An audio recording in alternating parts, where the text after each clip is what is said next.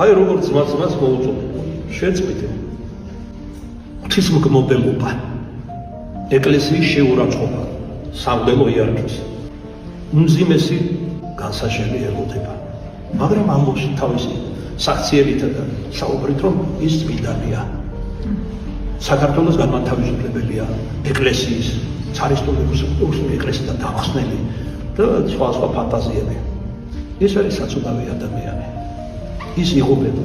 როგორც მას ჯერ კიდევ არქიმანდრიტია მოუწოდებდი რომ ცოტა ღრმა ჩაფიქრდეს რატო იქცევა ასე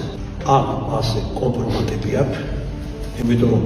ამ ფსევდორევოლუციურ ლიდერებს ხდებოდა კადრებიც არსებობს ერთ შტაბში იკრიბებოდნენ ასე ვთქვათ ხანმასთან და სხვაგან მეორე შესაძლოა შესწავლასაც დიდი თანხა მესამე შეიძლება რაც განზრახ შეიძლება ლაპარაკობდეს მაგრამ აქ ამ შემთხვევაში რომ დააბრკოლოს ხალხი ეკლესიის დავალებას ეხლა ზოგიერთი ფიქრობს თვალებზე საწერია მიიღოს ესე იგი იერარქია მძაფრის ომები ამ ზომებს რომ მიიღებს შეიძლება უარესი იყოს მდგომარეობა პირდაპირ რევოლუცია დაიწყება ეკლესიაში ისაც საეკლესიო მაღალი ძალაუფლება ასე ადვილი გადასაწყვეტი ფიქრობ არ არის ეს საკითხი ღმერთმა